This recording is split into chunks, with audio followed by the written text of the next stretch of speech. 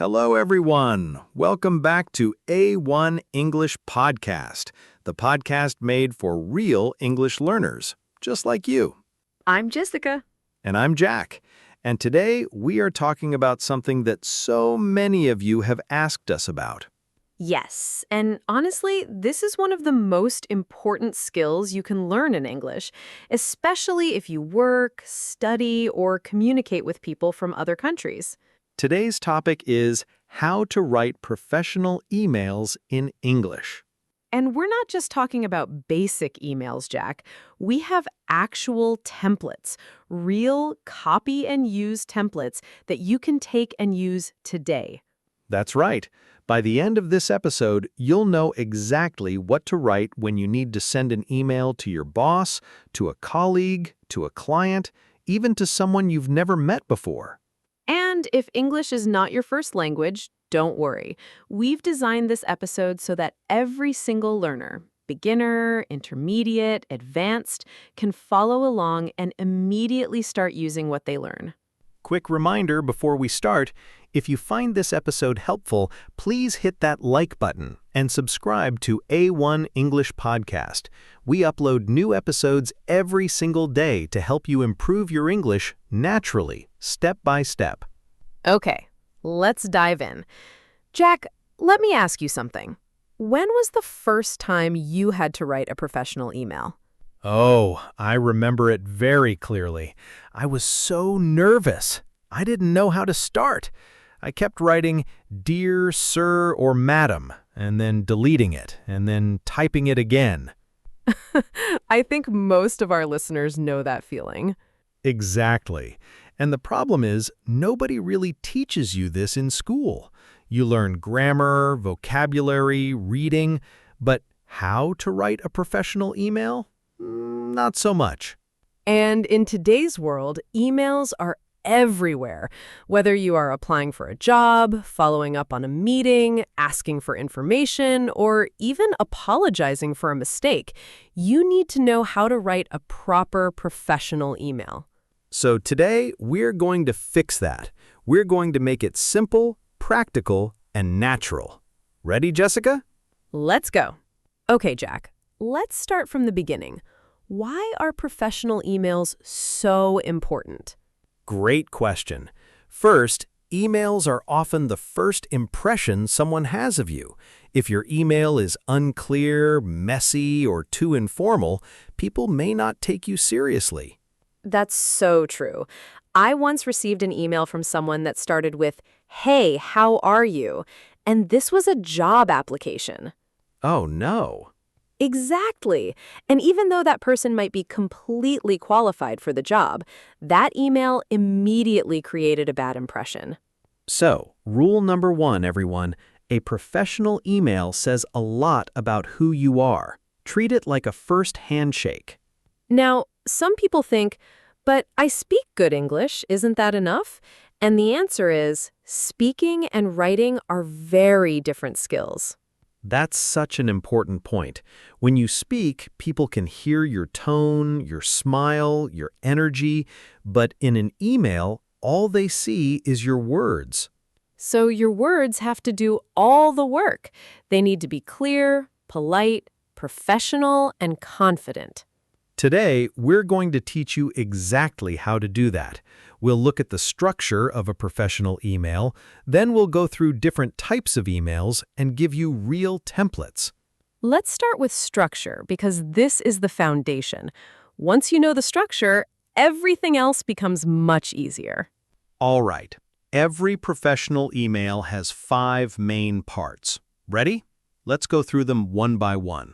Part 1. The subject line. The subject line is what the person sees before they even open your email, so it must be clear, specific, and relevant. For example, a bad subject line would be hi or question, or even worse, leaving it completely blank.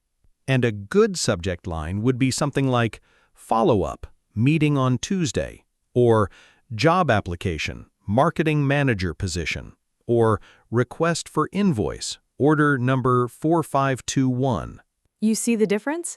The good subject lines tell the reader exactly what the email is about before they click on it. Tip: keep your subject line under 10 words. Short, clear, specific. Part 2, the greeting or salutation. This is how you start the email, and this trips up so many learners. The most common mistake is being too informal. People write, "Hey," or "Hi there" to someone they've never met before. So what's the correct way? Well, it depends on who you're writing to. If you know the person's name, and you should always try to find it, write, "Dear Mr. Smith," or "Dear Ms. Johnson." If you don't know the name, you can write, "Dear Hiring Manager," or "Dear Customer Service Team," something that still sounds professional. And in many modern offices and companies, it's now acceptable to write, "Dear John," using the first name, especially if you've spoken before, or if the company culture is more casual. Never write "to whom it may concern," unless you truly have no idea who will read it. It sounds very old-fashioned. Part 3, the opening line. After your greeting, you need 1 or 2 sentences to open the email. This is where you set the context.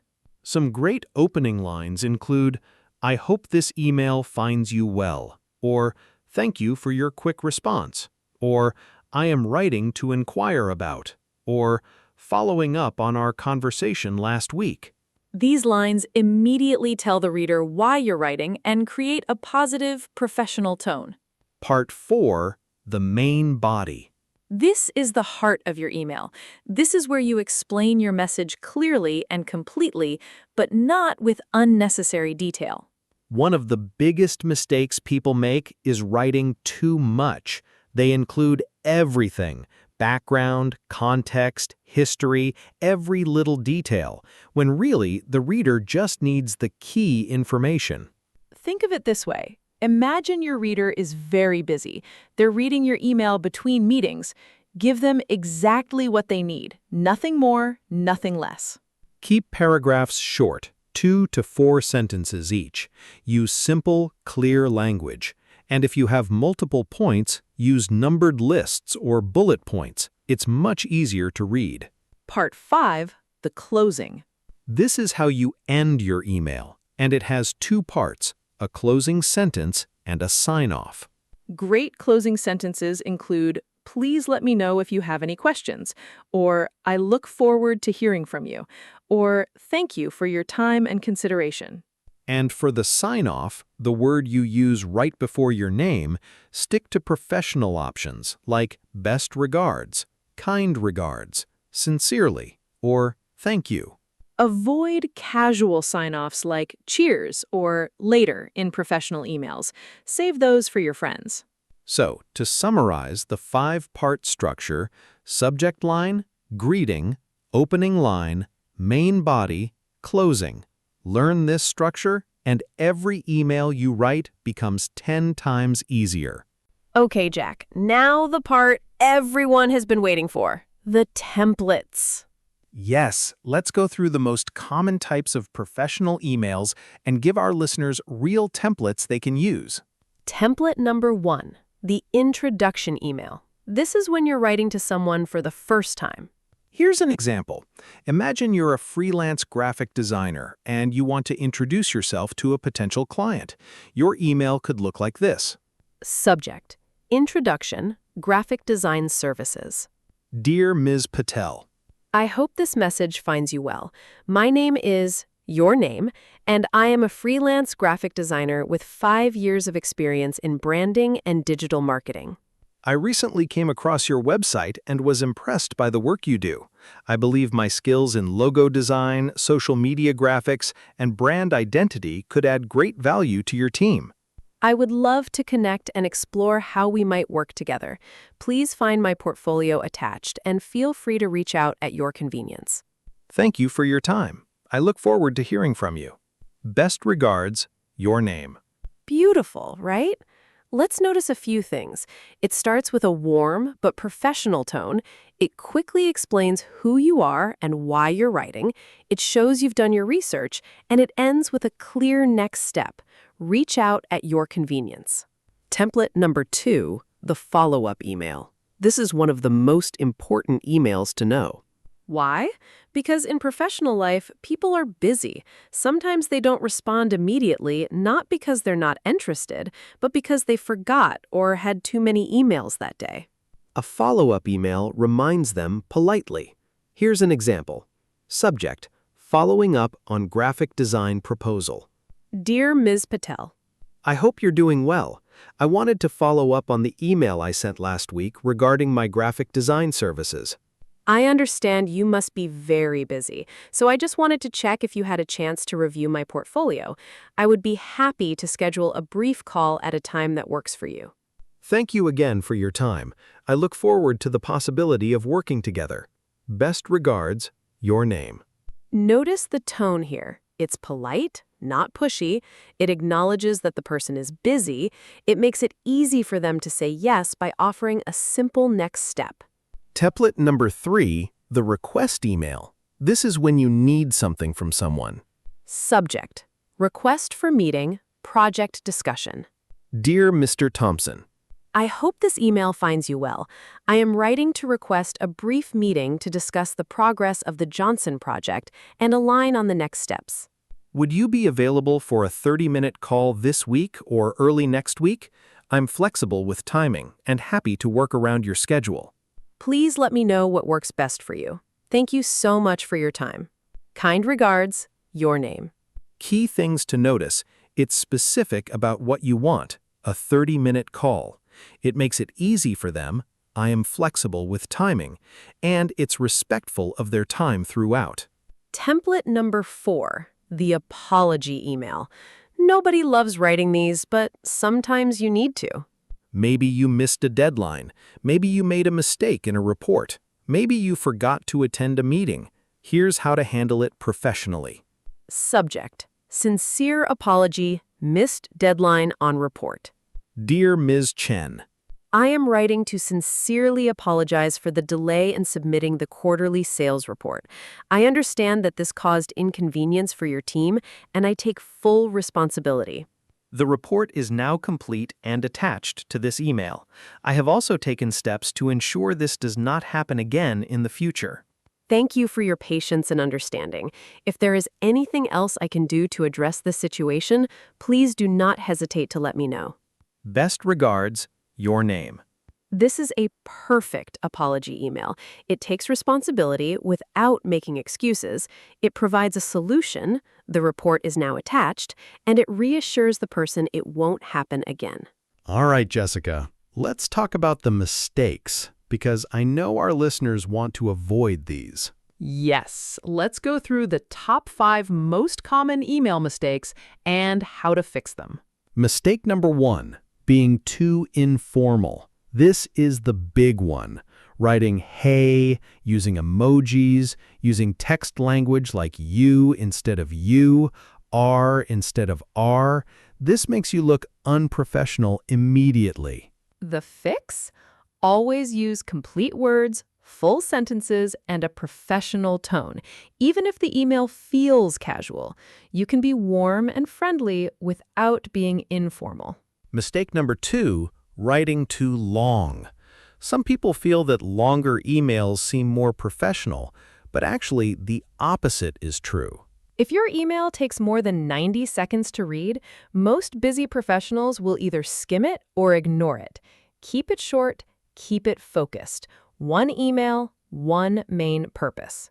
Mistake number 3, no clear call to action.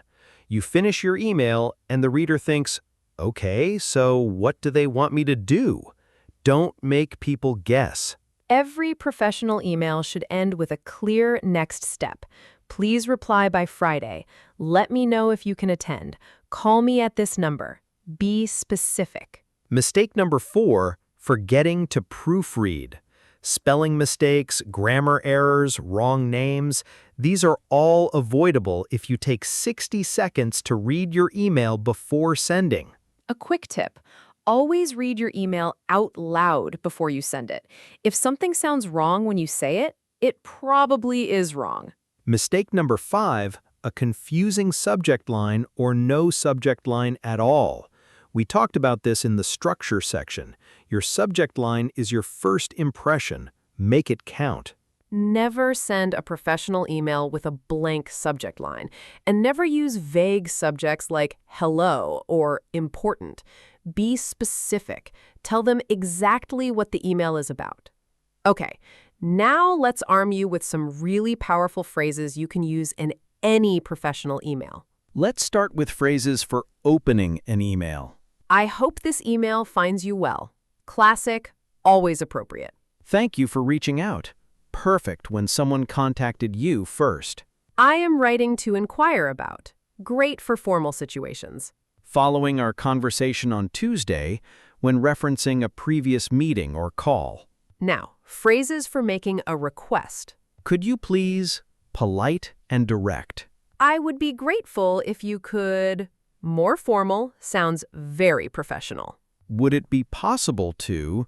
Great for asking something without being demanding. At your earliest convenience. Shows respect for their time. Phrases for giving information. Please find attached when you are sending a file. I would like to bring to your attention when sharing important information. As discussed in our meeting, when referring back to something agreed upon. Please note that when you want to highlight something important. And finally, phrases for closing. I look forward to hearing from you. One of the most used and most professional. Please do not hesitate to contact me if you need further information. Thank you for your time and consideration. I appreciate your support in this matter. Everyone listening, screenshot this section or write these down. These phrases will make your emails sound instantly more professional. Okay, Jack, before we wrap up, let's give our listeners a little practice challenge. Oh, yes, I love this. Okay, everyone, here's your challenge for today. Imagine this situation. You applied for a job 2 weeks ago. You haven't heard back. You want to follow up politely to show you're still interested. Using the templates and phrases we gave you today, write a follow-up email. Use the 5-part structure: subject line, greeting, opening line, main body, and closing.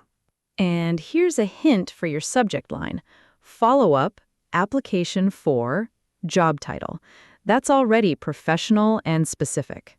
Try writing the full email. It doesn't have to be perfect. The goal is to practice, because practice is what turns knowledge into skill. If you want, you can share your email in the comments section below. We read your comments, and we might feature the best examples in our next episode. That's a great idea, Jessica. We love hearing from our community. All right, let's quickly review everything we covered today. We started by talking about why professional emails matter: first impressions, trust, and communication. Then we broke down the 5-part structure of a professional email: subject line, greeting, opening line, main body, and closing. We went through 4 email templates: introduction, follow-up, request, and apology. We covered the 5 most common mistakes to avoid and how to fix them. And we gave you a list of power phrases you can use in any professional email starting from today. Remember, writing professional emails in English is a skill, and like any skill, it gets better the more you practice it. Don't wait until your email is perfect to send it. Write it, proofread it, and send it. Learning happens by doing. And every time you write an email in English, you're getting better. You're growing. You're becoming more confident. If this episode helped you today, please hit the like button. It really helps our channel grow and reach more learners just like you. And subscribe to A1 English Podcast if you haven't already.